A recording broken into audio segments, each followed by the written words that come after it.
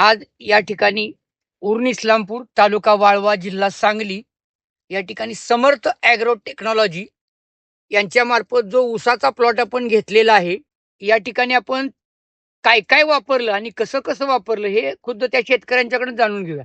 नमस्कार सर, नाव सांगा आपलं. नमस्कार, माझं नाव वैभव अशोकराव पाटील. आता मला एक सांगा की याची सुरुवात कशी केली?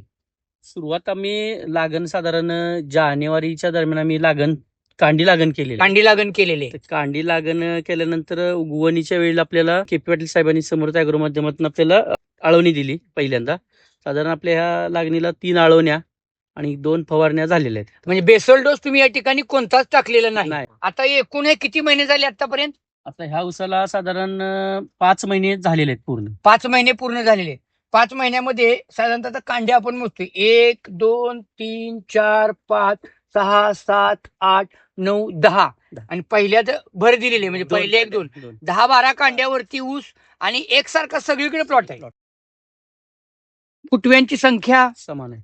समान आहे. तसा 10,001 ला फुटव्याची संख्या कमी असते. कमी असते. ह्या डोसमुळे थोडस आपल्याला समान फुटव्यासाठी चांगला मिळालेला आहे फुटवा. आता मला सांग हे क्षेत्र कसं आहे मुळाची? थोडस नरम जमीन आहे, क्षारफळ चोपन जमीन आहे आमच्या. चोपन जमीन आहे.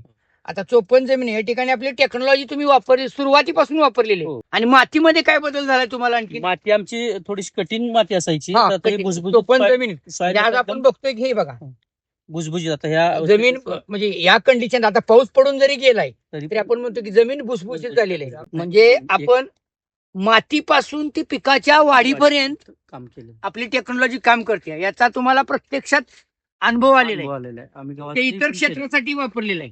गव्हासाठी पण आपण केलं होतं हे. ओके, गव्हासाठी केलं होतं. तर गव्हासाठी आपल्याला 16 गुंठ्यामध्ये गव्हाचं आपल्याला 10 क्विंटलचं उत्पादन मिळालं होतं. पूर्ण सेंद्रिय पद्धतीनं असल्यामुळे आम्ही ते घरी खाण्यासाठी ते संपूर्ण टेक्नॉलॉजीचा वापर केला आम्ही. धन्यवाद.